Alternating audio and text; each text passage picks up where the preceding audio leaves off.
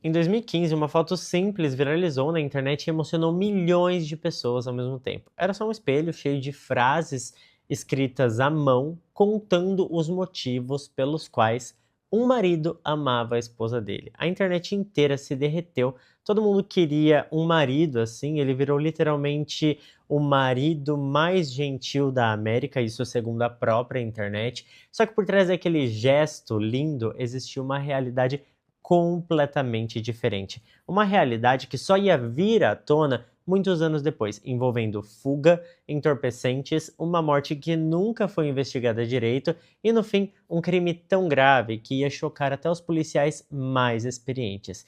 Essa é a história do Timothy Murphy Johnson. Oi pessoal, tudo bem com vocês? Sejam bem-vindos de volta ao canal. Bom, eu voltei há pouco tempo para o YouTube, inclusive muito obrigado a todo mundo que me deu as boas-vindas de volta, e eu tô testando os cenários ainda. O último vídeo, que foi o primeiro desse meu retorno, eu gravei no escritório. Hoje eu tô gravando aqui na sala de jantar de casa, eu dei uma improvisada aqui com os Funko Pops, a placa do YouTube e o livrinho ali, na verdade é a coletânea, né, de livrinho da família Warren, e eu achei que ficou legal e eu quero a opinião de vocês. Vocês acham que esse cenário é melhor ou o outro do último vídeo? E também já vou esclarecer uma coisa pra vocês. Gente, eu tô bem, tá? Não vou morrer daqui 3 dias. Eu sei que eu perdi muito peso, foram 61 quilos. Eu cheguei a pesar 122 quilos, agora eu tô com 61 quilos e eu tô muito bem, tô muito feliz. Isso foi também parte do meu tratamento de saúde. Eu falei há um tempo atrás para vocês que eu estava tratando um tumor de hipófise, e o tumor de hipófise ele causa uma desregulação hormonal, e por conta disso eu ganhei peso. Até 2020 eu pesava o que eu peso hoje.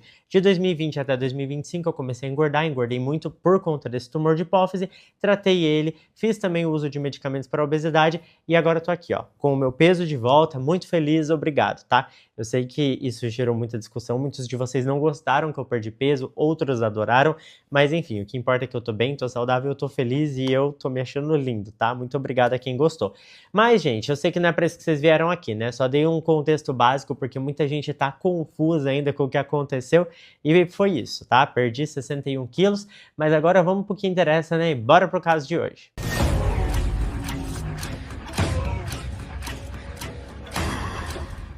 O Timothy Murphy Johnson nasceu em 1984 e ele cresceu em Londres, na Inglaterra. Ninguém sabe, assim, ao certo a data exata do nascimento dele, mas o que se sabe é que a infância do Timothy foi bem fora do comum. A mãe dele, ela decidiu educá-lo em casa, aquele processo de homeschooling, então ele praticamente não teve contato com outras crianças da idade dele, ele passava o tempo todo dentro de casa, isolado, e quem convivia com a família descrevia o Timothy como uma criança extremamente introvertida, mas também incrivelmente inteligente. Alguns parentes do garoto mais tarde chegaram a dizer que ele estava dentro do aspecto autista. E isso era uma especulação no começo, sabe? Quando as pessoas falam, ah, aquela criança é diferente, mas ela é bem inteligente, aí fala, ah, deve ser autista.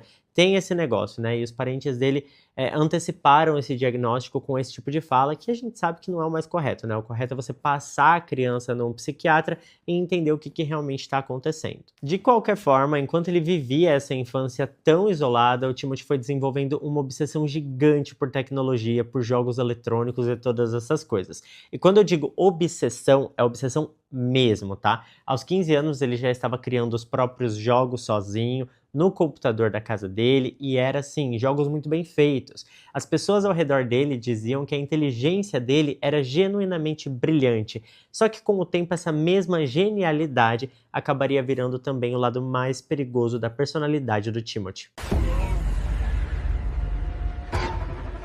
Ainda no Reino Unido, o Timothy resolveu se meter num problema que travava a indústria de jogos inteira naquela época, que era fazer com que os objetos dentro de um jogo se movessem de um jeito realista, respeitando física e gravidade. E isso é bem mais complicado do que parece, só que em 2004 ele lançou um software que resolvia exatamente esse problema. A indústria dos games ficou impressionada, a empresa que ele tinha criado decolou quase que da noite para o dia. E em 2005, com só 21 anos, o Timothy chamou a atenção de uma das maiores empresas de jogos do mundo, a Epic Games. dona da Fortnite, por exemplo, que é aquele jogo que praticamente todo mundo já ouviu falar, todos os jovens conhecem. E a Epic Game, ela quis comprar a empresa dele e para ele aquilo era um sonho se tornando realidade, porque ele construiu algo do zero e viu isso sendo comprado por uma fortuna. Então ele aceitou na hora, claro, vendeu a empresa por milhões e milhões de dólares e de repente se tornou multimilionário aos 21 anos. Quem que não quer, né? Só que tinha um detalhe muito importante que quase ninguém prestou atenção na época. O pagamento ele não veio em dinheiro na conta, em cash. Ele veio em ações da empresa. E como parte do acordo, o Timothy também precisava continuar trabalhando na Epic Games e só ia receber o bônus prometido ano após ano, se continuasse como funcionário, ativamente produzindo para a empresa. E ele então precisaria se mudar para os Estados Unidos e ele fez isso, tá? Ele se mudou para a região de Raleigh, na Carolina do Norte, para assumir esse novo emprego e ele estava bem empolgado no começo. Quando ele chegou lá, o Timothy começou a gastar como se aquele dinheiro já estivesse todo na conta dele, mesmo sem ele ter recebido basicamente nada ainda. Mesmo assim, ele comprou um apartamento de luxo para morar, um carro esportivo, um monte de roupa de grife, relógios caros e começou a sair todas as noites. Ele virou frequentador assíduo de baladas, bebendo bastante e usando cada vez mais entorpecentes, principalmente aquele branquinho, sabe?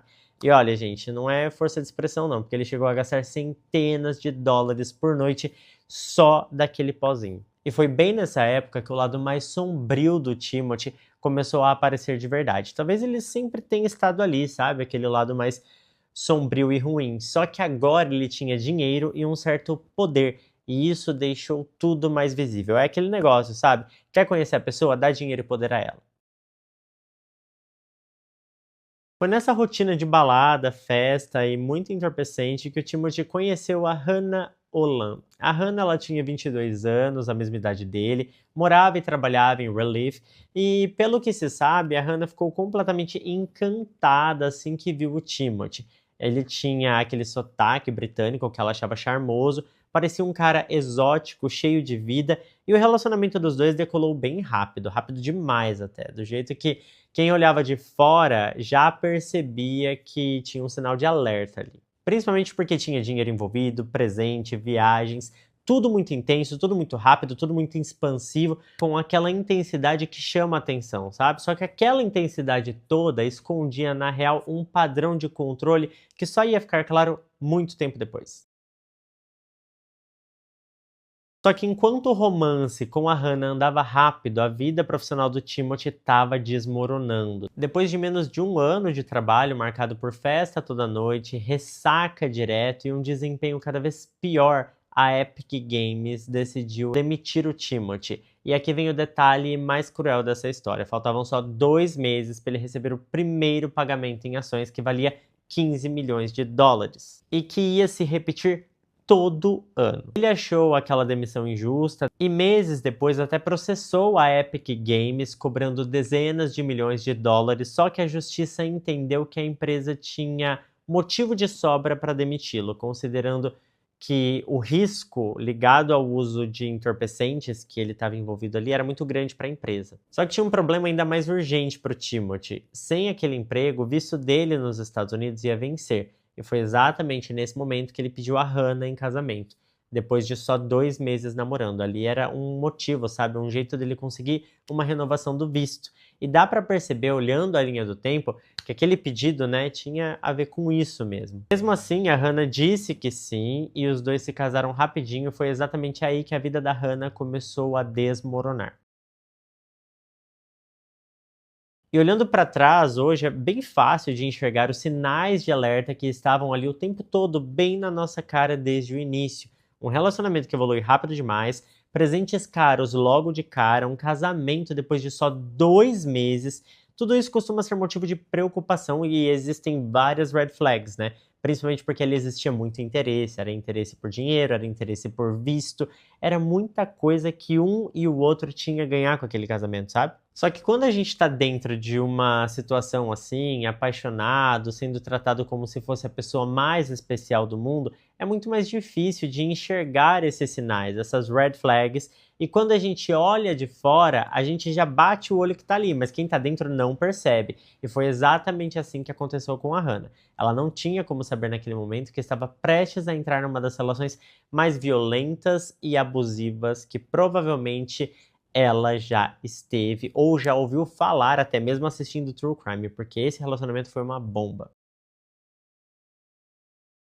Bom, quando eles se casaram, o Timothy começou a ser violento com a Hannah. Havia ali empurrões, tapa, chute, puxão de cabelo, tudo isso sem motivo nenhum, do nada. A violência verbal também era bastante constante. Ele dizia pra ela que ela não valia nada, que sem ele ela não era ninguém, e outros palavrões que eu nem vou ousar repetir aqui, porque senão esse vídeo cai. Aos poucos, ele foi cortando o contato dela com a família, com os amigos e passou a controlar cada centavo do dinheiro do casal, deixando a Hannah completamente dependente dele financeiramente e também emocionalmente. Ela ficou presa, casada com um homem que não era nem parecido com o que ela conheceu no começo do relacionamento. Até porque ele nem tinha mais tanta grana e também era bem abusivo, diferente do que era no começo. E é aqui que a coisa fica ainda mais grave, porque o Timothy tinha apresentado entorpecentes para Hannah. Aquele negocinho branco, o êxtase, e com o tempo ele começou a empurrar mais e mais coisinhas desse tipo para ela, toda santa noite. E foi aí que começou a ter uma frequência de overdoses na vida da Hannah. Ela começou a ter uma overdose atrás da outra. E o que o Timothy fazia? Ele não fazia nada. Ela desmaiava, ele não chamava a ambulância, não pedia ajuda de jeito nenhum. Ele só ficava ali sentado, olhando ela naquele estado, correndo risco de vida, esperando que ela voltasse ao normal, que tudo ficasse bem. Ele não pedia ajuda. E o pior é que era exatamente nesses momentos, quando ela estava desmaiada, tendo ali uma overdose, que ele aproveitava para ter relações com ela, com alguém desmaiada que, obviamente, não consegue consentir com o que está acontecendo. Então aquilo era uma violação. Teve vezes em que a Hannah ela voltava no meio ali, né, da ação e ela não queria, mas ela não tinha como fazer nada. Ela até tentava se afastar, só que ela estava fragilizada, tinha acabado de retomar a consciência, então ela não conseguia se defender do que estava acontecendo e a relação ia até o final. E se ela falava alguma coisa, se ela pedia para parar, o Timothy ele desconsiderava e falava para ela que caso ela não deixasse, ele mataria ela e culparia ela por aquilo. Diria que ela teve mesmo uma overdose e foi dessa para uma melhor. Depois disso, eles dormiam e na manhã seguinte, quando ela confrontava ele sobre o que tinha acontecido durante a noite, o Timothy dizia que aquilo nem podia ser considerado um abuso, porque ela era esposa dele e por isso, aos olhos dele, era propriedade dele e ele podia fazer o que quisesse com ela. Um jeito de pensar bem assustador, mas que mostra exatamente o tipo de controle doentio que ele exercia sobre aquela garota. E vale explicar rapidinho, porque isso é importante juridicamente, é que durante muito tempo em vários países, incluindo no Reino Unido, de onde o Timothy é, a lei simplesmente não reconhecia abuso dentro do casamento. Isso só mudou na lei britânica lá nos anos 90. Então esse tipo de crença, por mais absurda que pareça hoje em dia, né, tem raiz no sistema legal que durante décadas tratou a mulher casada como propriedade do marido, inclusive no Brasil, tá? E é exatamente esse tipo de mentalidade ultrapassada que o Timothy usava como justificativa para abusar da Hannah sem nenhum peso na consciência. Ela não tinha o poder de dizer não. Ele dizia sim e ponto final. Esse padrão de abuso químico e íntimo foi só piorando com o tempo, tá? Foi só ladeira abaixo. Em um determinado momento, um ex-namorado de colégio da Hannah descobriu o que estava acontecendo e ele foi até a casa deles confrontar o Timothy pessoalmente, pedindo para ele parar de fazer aquilo. E qual que foi a resposta do Timothy? Ele simplesmente pegou ali as malas, chamou a sua mulher e eles mudaram para a Califórnia, foram para o outro lado do país para afastar a Hannah mais ainda de qualquer pessoa que ela conhecesse e que pudesse ajudar ela. A vida da Hannah, que já era um pesadelo total, ficou ainda pior. Ela virou basicamente uma sombra de quem ela era antes e ela estava viciada ali em entorpecente, sem ninguém por perto para ajudar, presa, sem saída. E ela chegou, gente, até atrair o Timothy de propósito, na esperança de que ele terminasse com ela e deixasse ela ir embora. Mas ele não estava nem aí, tá? Eu não defendo traição de jeito nenhum, acho que poderia ter sido uma saída que funcionaria, afinal ela queria acabar o relacionamento e ela pensou que tipo, bom, vou trair ele, ele não vai mais me querer. só que o Timothy não estava nem aí. Em uma outra ocasião, perto do Natal, a própria mãe do Timothy foi visitar o filho e os três, o Timothy, a Hannah e a mãe dele, ficaram usando entorpecentes juntos. E isso aconteceu direto, todo dia, durante 4 dias. E depois desse surto todo, o Timothy ficou possesso com a Hannah sem motivo nenhum de novo e a expulsou de casa. A Hannah ficou andando sozinha pelas ruas da Califórnia, sem casa, ainda sob o efeito de entorpecentes e com medo de procurar a polícia porque achava que ninguém ia acreditar nela e porque ela tava, né, tipo, meio chapada. Só que foi bem nesse momento de fundo de poço que a Hannah teve um estalo. Ela percebeu que se continuasse com o Timothy, ela só ia terminar de um jeito, que era no caixão. Então ela caminhou até um telefone público, ligou para os pais dela e desabou a chorar, contando tudo o que estava acontecendo, contando tudo que ela vivia por anos. Os pais dela foram buscá-la imediatamente, colocaram ela num avião para o Texas e a internaram numa clínica de reabilitação. E graças a Deus a Hannah conseguiu sair dessa relação a tempo e viveu para contar a história. Ela nunca registrou um boletim de ocorrência contra o Timothy naquele momento ali, porque ela tinha medo, ela não confiava na polícia, achava que ninguém ia acreditar numa mulher com histórico de uso de entorpecentes. Então o Timothy simplesmente seguiu a vida dele sem nenhuma consequência legal, chegando inclusive a perseguir a Hannah online por um bom tempo, invadindo as redes sociais dela, afinal de contas ele trabalhava com isso, né, com programação, ele tinha esse know-how, e ele perseguiu ela, tá, gente? Só que a Hannah, ela se manteve firme, não deixou ele voltar para a vida dela, e foi só anos mais tarde, depois de tudo o que vem a seguir nessa história vir à tona, que ela decidiu tornar publicamente o que tinha vivido com esse cara.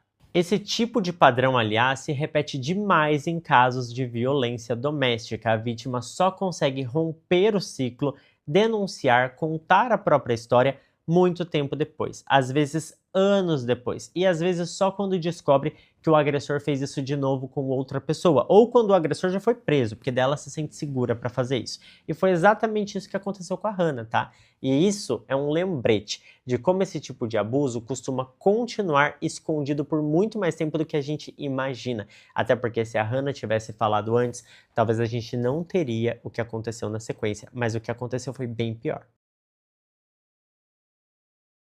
Depois que a Hannah escapou, tem um período de vários anos em que praticamente não se sabe nada sobre a vida do Timothy. Só alguns registros que ele passou por diferentes empregos na indústria de jogos eletrônicos, mas em 2012, já com 28 anos, ele ia conhecer a mulher que se tornaria a segunda vítima dele. E dessa vez o final ia ser muito mais trágico. A Molly Gauman nasceu em 1989 e ela cresceu em Sunnyvale, na Califórnia. O pai dela era um engenheiro aeroespacial aposentado chamado Bob Gauman e descrevia a filha como a garotinha mais incrível e doce do mundo. Os dois tinham uma relação muito próxima, ficavam noites inteiras conversando sobre cinema e música, eles tinham gostos muito parecidos e a Molly, ela queria, sabe, ir para esse lado. Ela era musicista de verdade. Tinha uma voz que alcançava 5 oitavas, o que é raríssimo. Ela tocava violão, adorava fotografia. Era tão inteligente que acompanhava o próprio pai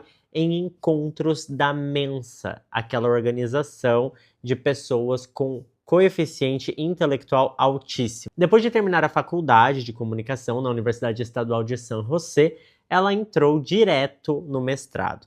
A Molly tinha a vida inteira pela frente, com tudo para dar certo. Foi nesse período que a Molly conheceu o Timothy através de um aplicativo de relacionamento chamado OkCupido. Ela tinha 22 anos, ele tinha 28 e o padrão se repetiu quase igualzinho ao que tinha acontecido com a Hannah. O Timothy se apresentou como um cara charmoso, com aquele sotaque britânico, cheio de gesto e grande romântico que ele era, sabe? Ele era bem romântico, assim, aquela coisa de tipo assim, um príncipe num cavalo branco de um filme de amor, sabe? E é claro que a Molly se derreteu. Logo no começo, ele levou ela para viajar, tem foto dos dois no Havaí sorrindo, parecendo assim um casal perfeito. A Molly, ela se apaixonou rápido, caiu de cabeça naquela fantasia toda que o Timothy criou de príncipe britânico maravilhoso, e poucos meses depois de começarem a namorar, ele já tinha convencido a Molly a largar o mestrado dela e se mudar com ele para São Francisco, tirando ela de perto da família, algo que ele já costumava fazer, porque a gente sabe que ele fez isso com a Hannah no passado. Pouco tempo depois, os dois se casaram numa fuga rápida, e não convidaram família, não convidaram amigo, foi assim, bem rápido mesmo. Eles fugiram e casaram, sabe? E aquele relacionamento seguiu o padrão. Ela se tornou propriedade do Timothy, pra ele, ela era propriedade dele e ponto final. Nesse período, existem fotos dos dois publicadas nas redes sociais, em várias viagens, naquela viagem do Havaí sorrindo, eles pareciam felizes, o tipo de imagem que qualquer pessoa de fora olharia e pensaria: olha, esse casal tá apaixonado, hein? E eles não têm nenhum problema, porque você olhava assim e parecia a vida perfeita. E mais uma vez, essa é a prova de como as aparências enganam, principalmente nas redes sociais. A gente sabe que muita coisa no Instagram, no YouTube, em todas as redes, é fake. E foi exatamente isso que aconteceu. As agressões físicas foram ficando frequentes, né, e cada vez mais fortes, deixando marcas visíveis no corpo da Molly, ao ponto dela precisar largar o próprio emprego por conta dos hematomas no rosto e nos braços. O Timothy isolou ela dos seus amigos, da família, dos colegas de trabalho e forçava ela a usar entorpecentes, igual ele fez no passado. E depois, gente, que ele perdeu, né, todo o processo contra a Epic Games, ele ficou ainda mais nervoso, mais violento, e boa parte dessa raiva ele descontava na Molly. Ele era frustrado e descontava a frustração na sua esposa. Mesmo assim, a Molly continuava sendo uma mulher doce. Ela tentava se compadecer ali com os problemas do marido, mas era difícil. A forma que ele retribuía era cruel, tá? E ela tentou pedir ajuda várias vezes. Ela chegou a pedir pro próprio pai ir buscá-la, e o Bob foi.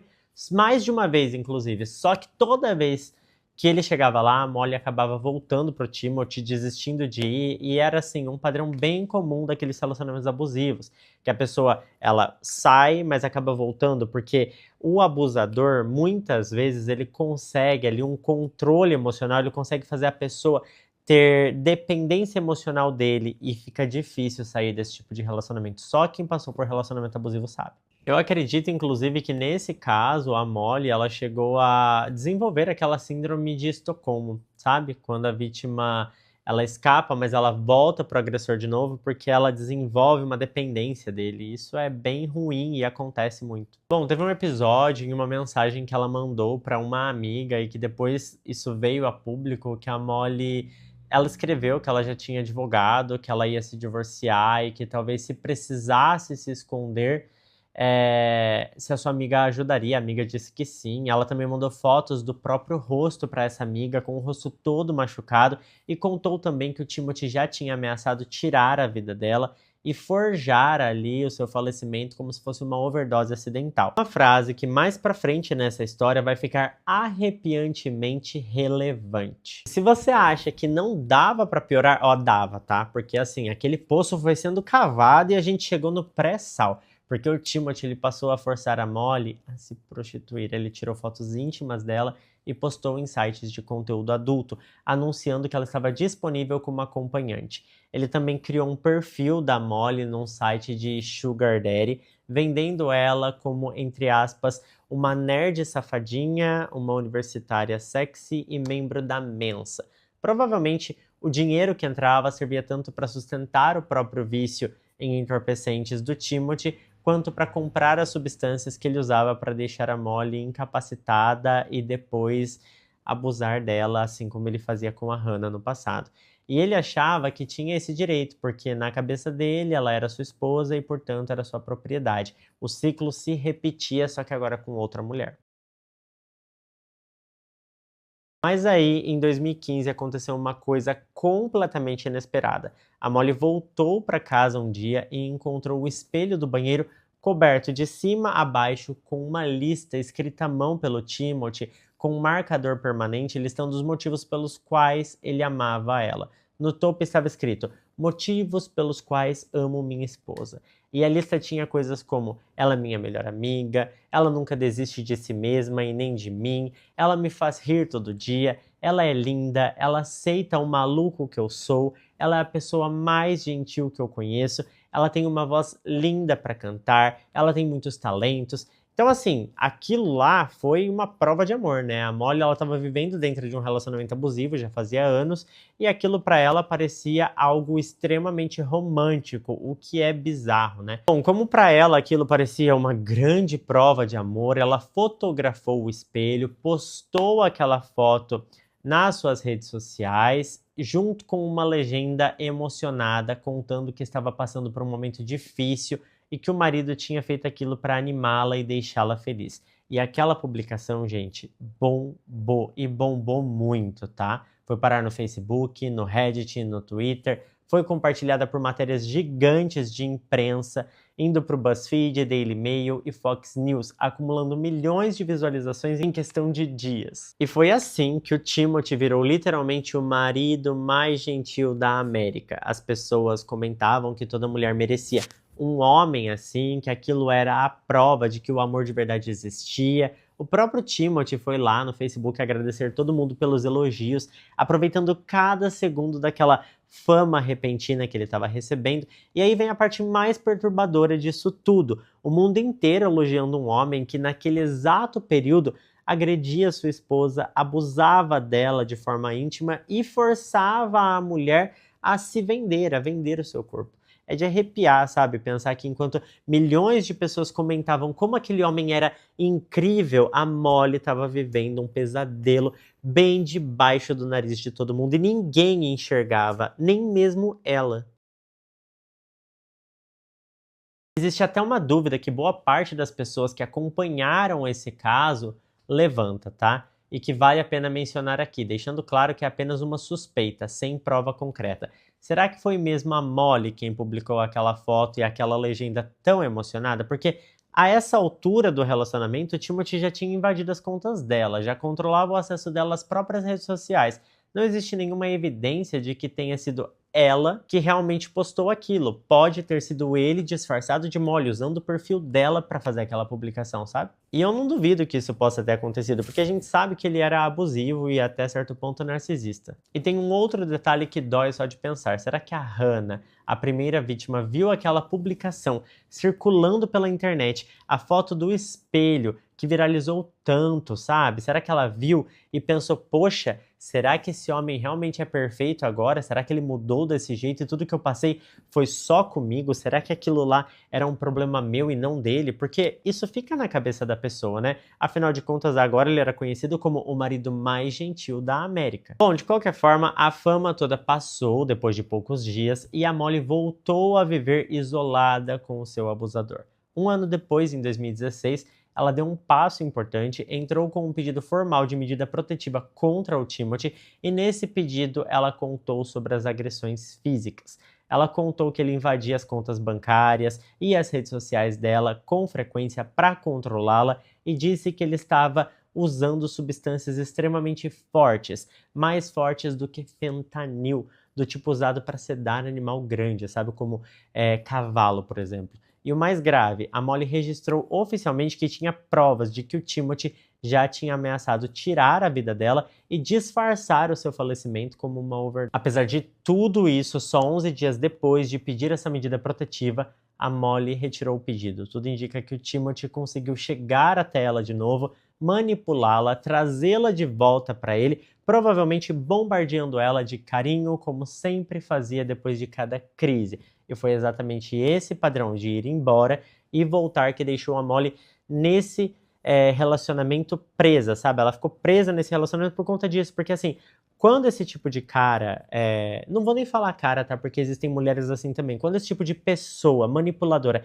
entra na sua vida, primeiro ele te destrói e quando você quer sair, ele te puxa de volta e faz de tudo para te mostrar que é a melhor pessoa possível para estar do seu lado. Dessa forma que o controle acontece, porque aí você tem aquele gap, sabe? Você volta no tempo, você pensa, poxa, tô revivendo tanta coisa boa, e aí você pensa que aquela pessoa ainda pode ser boa, ainda tem salvação, mas muitas vezes aquela pessoa não tem salvação e você tá só insistindo no erro. Um ano depois, em agosto de 2017, a Molly ligou de novo pro Bob, implorando para ele resgatá-la mais uma vez. O que ele tentou fazer, mas essa tentativa também não deu certo, e é difícil imaginar o quanto isso deve ter destruído o Bob por dentro, ver a própria filha presa naquela relação, tentando ajudar ela sem parar e nunca conseguindo tirá-la de vez daquela situação. Em novembro daquele ano, Bob falou com a Molly de novo. Ela ligou para desejar feliz aniversário para ele e ligou de novo dias depois, dessa vez contando que o Timothy estava internado em um hospital psiquiátrico de Los Angeles para tentar tratar a sua dependência química. Ela pediu inclusive para o seu pai pagar essa internação porque o cara estava meio quebrado e o Bob, sem pensar duas vezes, mandou $20.000 na hora. Ele só queria uma coisa: ver a sua filha de novo, ver a sua filha bem. Só que naquele momento o Bob não fazia ideia de que aquela seria a última mensagem, a última vez que ele falaria com a sua filha.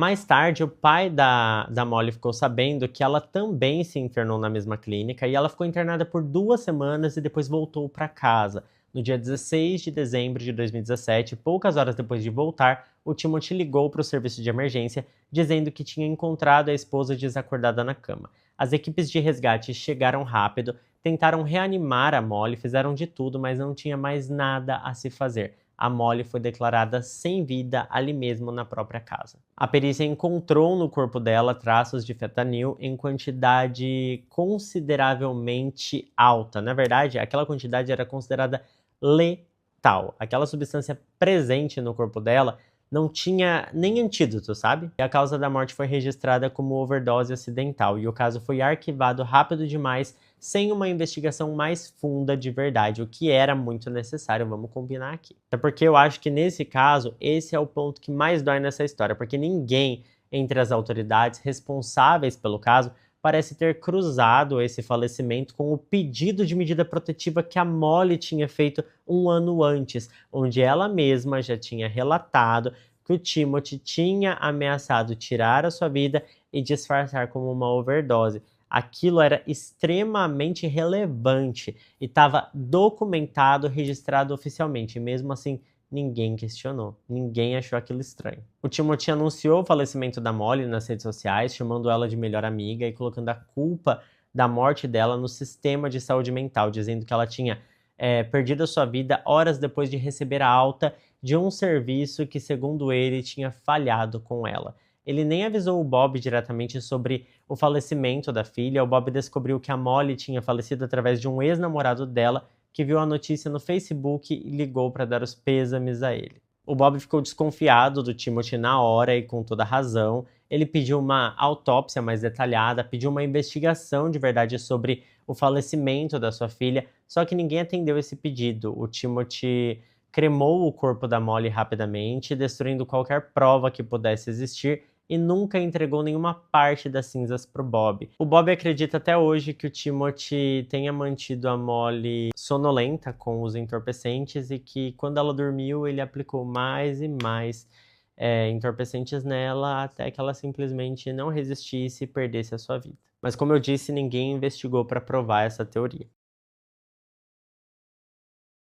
Nos anos que vieram depois do falecimento da Molly, sabe-se pouco com certeza sobre a vida pessoal do Timothy, só que ele continuou trabalhando em empresas de jogos eletrônicos e namorou outras mulheres sobre quem não temos muitas informações. Mas dá para imaginar, considerando o histórico dele, que provavelmente esses relacionamentos não foram nada saudáveis. E vale a pena parar um segundo aqui para pensar nisso, porque assim, entre 2018 e 2022, o Timothy namorou, trabalhou, viveu uma vida aparentemente normal, sem ninguém desconfiar dele. E olhando para o padrão de comportamento daquele cara, com certeza ele deve ter feito muita coisa com outras mulheres diferentes ao longo de anos. Chega a ser ingênuo da nossa parte achar que não existiram mais vítimas, porque eu acredito que existiram, tá? Só que uma hora o Timothy teria que finalmente ser parado, vamos combinar. Em 2022, já com 38 anos, o Timothy se mudou para Gainesville, na Flórida. Ele pagou $80.000 por um trailer que vinha com um terreno de cerca de 2 hectares, bem no meio do mato, no fim de uma estrada de terra, longe de qualquer vizinho, um lugar bem isolado.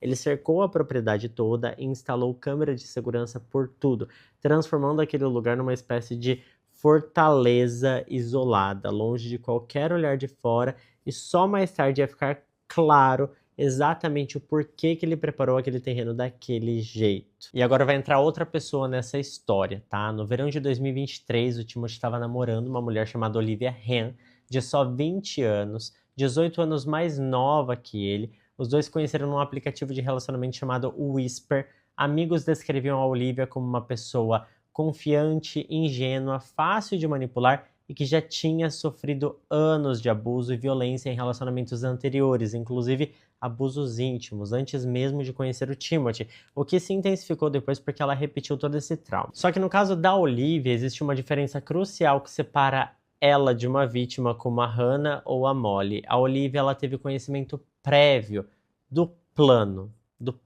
que o Timothy tinha.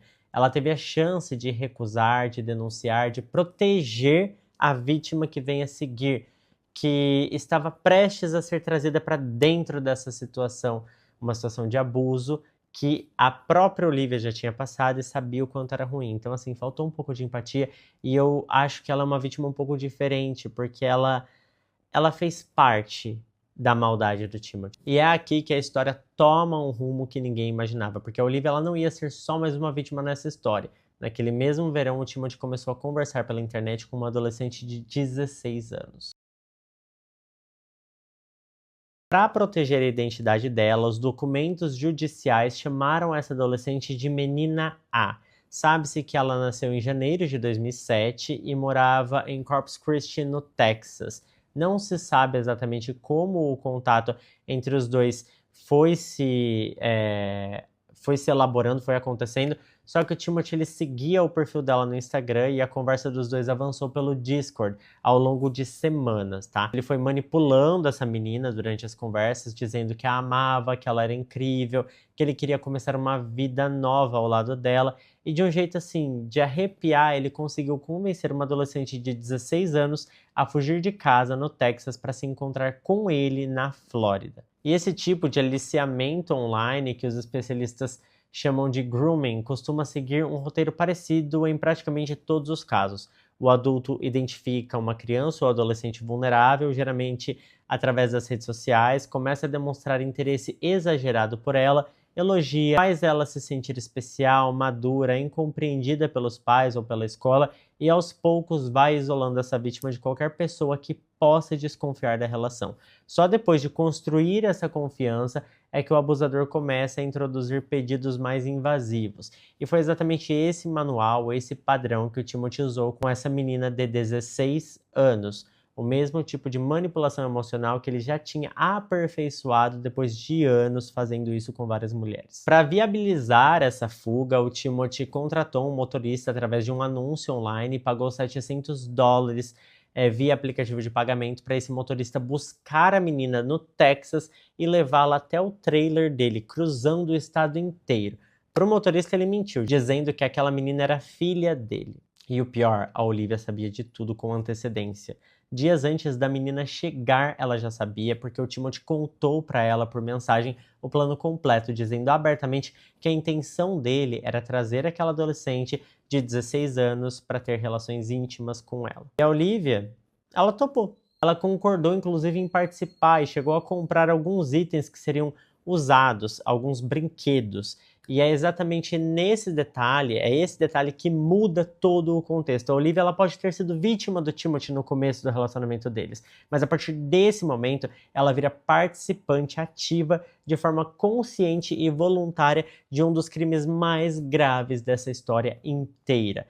Porque no dia 11 de junho de 2023, a menina chegou no trailer do Timothy na Flórida e assim que chegou ela percebeu rapidinho que a pessoa que tinha convencido ela a fugir de casa não era nem de longe quem dizia ser. Ao invés de uma vida maravilhosa que tinha sido prometida a ela, ela foi mantida em cativeiro pelas 6 semanas seguintes. Eu vou contar o que acontece nesse período com bastante cuidado, porque estamos falando de uma adolescente e eu não quero entrar em detalhe explícitos sobre os abusos que aconteceram e que ela sofreu. Mas o que se sabe através do documento judicial é que essa menina foi mantida amarrada, ficou extremamente desnutrida por falta de comida, foi forçada a utilizar entorpecentes, chegando a ter várias overdoses, precisando ser reanimada em várias ocasiões.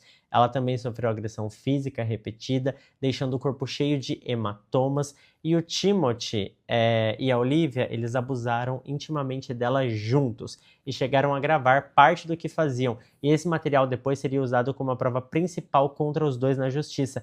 Mas assim, é bizarro que eles gravavam e assistiam depois tudo isso juntos e se divertiam com tudo aquilo. O pior de tudo é que essa menina estava completamente isolada. O trailer ficava no fim de uma estrada de terra, cercado, longe de qualquer vizinho, sem sinal de telefone confiável, no meio do mato da Flórida. Nenhum grito, nenhum pedido de socorro tinha muita chance de chegar aos ouvidos de alguém que pudesse ajudá-la ou tirá-la daquela situação. E isso é de arrepiar, parece até coisa de filme de terror. Ela não fazia ideia de quanto tempo realmente tinha se passado, não sabia se alguém sabia que ela estava viva, não sabia se um dia ia sair dali. E é por isso que eu falo que isso, assim, parece um filme de terror, sabe? A pessoa só tava ali naquela situação esperando sobreviver, esperando que um dia melhor chegasse, só que esse dia não ia chegar. Em mensagens que a polícia recuperou depois, trocadas entre o Timothy e a Olivia, ele chegou a escrever que a intenção dele era manter aquela menina sob controle total de forma permanente, dizendo que queria prendê-la em um cômodo à prova de som para que ninguém nunca a encontrasse. E isso, gente, são palavras de quem estava plenamente ciente da gravidade do que fazia. E isso demonstra o quanto essa menina corria perigo na mão desses dois. E foi bem no meio desse cativeiro que a história quase tomou outro rumo, só que não do jeito que a gente gostaria, porque 3 semanas depois do início de tudo, um vizinho, mesmo morando bem longe da propriedade, ouviu gritos por volta das 5 da manhã e chamou a polícia, achando que parecia o grito de uma adolescente. E na verdade era exatamente isso, era o grito de uma adolescente. A polícia foi até o trailer do Timothy e bateu na porta. Só que quando a polícia chegou, o Timothy entrou em pânico, escondeu a menina no quarto e no começo se recusou a atender. Como os policiais insistiram, ele acabou se debruçando numa janela para falar com eles. Os policiais notaram que ele estava tremendo, parecia paranoico, parecia que tinha usado alguma coisa, e o Timothy contou para os policiais que o grito que o vizinho tinha ouvido era, na verdade, da namorada dele, a Olivia, dizendo que ela tinha crises psicóticas, crises de pânico, que estava sem o seu medicamento e que era ela quem estava gritando por socorro. E a Olivia, ela saiu e confirmou toda essa história. Ela disse para a polícia assim: era eu mesma gritando por ajuda, eu estava em pânico. E os policiais acreditaram na história e foram embora. Eles até perguntaram se a Olivia queria denunciar. Ela disse que não estava acontecendo nada, que era só uma crise de pânico. E foi ali que a chance da menina foi embora. Depois dessa visita da polícia, a Olivia ficou apavorada com a possibilidade deles serem descobertos. E aí a prioridade dela virou só uma: não se dar mal. Ela começou a mandar mensagem para o Timothy dizendo coisas como: você precisa parar de deixar ela sair para fora, isso é perigoso, nós vamos ser presos, ela vai jogar a culpa em mim. E o Timothy só respondeu: não, fica tranquila. E foi isso, sabe? Foi isso. A Olivia simplesmente foi embora da propriedade ali naqueles dias e não denunciou para a polícia, não tentou ajudar a menina de jeito nenhum, não demonstrou nenhum tipo de culpa. Ela só queria salvar a própria pele e não participar do que iria acontecer ali. E a partir daí, os abusos continuaram e se intensificaram por mais 3 semanas com o Timothy sozinho com aquela garota. Enquanto isso, a família da menina já tinha denunciado o desaparecimento dela assim que aconteceu, e uma investigação de pessoa desaparecida estava em curso havia algumas semanas. As autoridades tentaram de tudo para localizar ela e, depois de esgotar várias possibilidades, resolveram como último recurso rastrear um por um dos contatos do Instagram da menina, tentando achar qualquer ligação com o sumiço dela.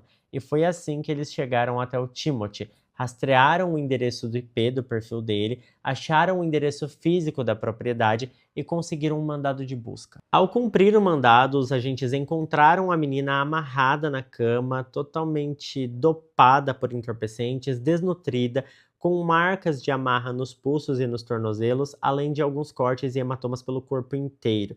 Depois de 6 semanas de sofrimento, ela foi finalmente resgatada e levada para o hospital para receber os cuidados médicos necessários. Os médicos que a examinaram confirmaram o tanto que ela tinha sofrido naquelas 6 semanas, e o processo de recuperação, tanto físico quanto emocional, ia levar bastante tempo. Só que o mais importante naquele momento era que ela estava viva, estava segura e nunca mais precisaria ver o rosto do Timothy de novo. O Timothy ele foi preso ali na hora e pouco depois a Olivia também foi localizada e presa. Ao longo da investigação, a polícia reuniu um volume gigantesco de prova digital, mensagem de texto, foto, vídeo, histórico de internet, tudo ligando os dois diretamente às agressões sofridas pela menina. O Timothy e a Olivia foram formalmente acusados de transportar uma menor de idade entre estados americanos com o propósito de exploração íntima, além de produção de material de abuso de uma menor.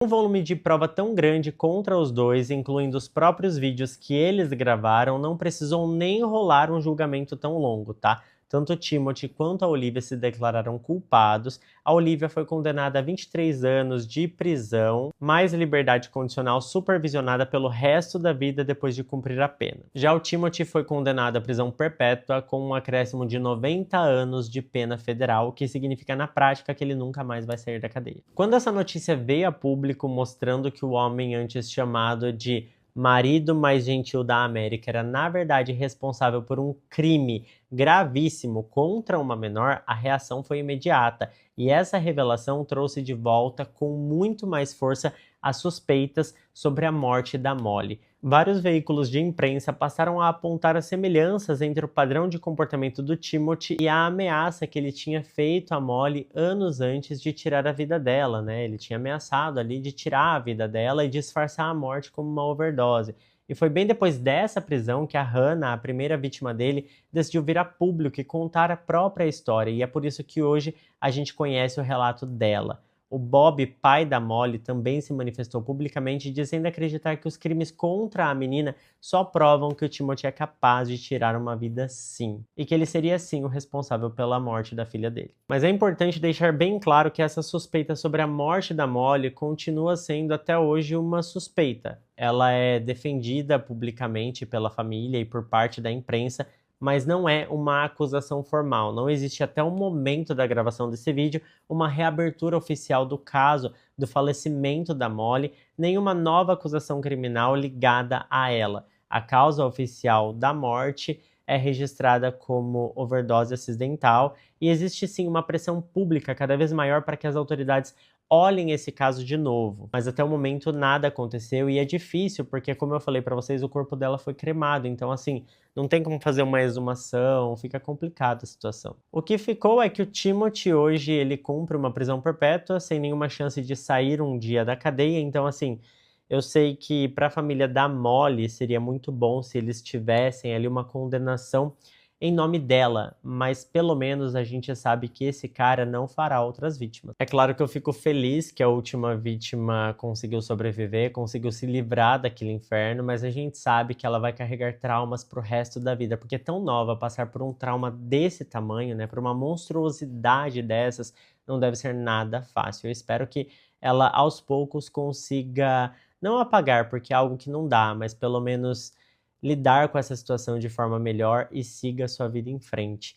E é isso, gente. Nós precisamos ficar atentos porque nem tudo é o que parece. O cara ficou famoso aí como o marido mais gentil da América e, na verdade, ele era um monstro. É claro que eu quero saber a sua opinião sobre esse caso, então deixa pra mim aqui embaixo o que vocês acham disso tudo. Muito obrigado a quem ficou até aqui comigo. Se ficou até aqui, não esquece de deixar o seu like, que ajuda muito na divulgação do canal. Eu fico por aqui, beijo grande pra todos vocês e até o próximo vídeo.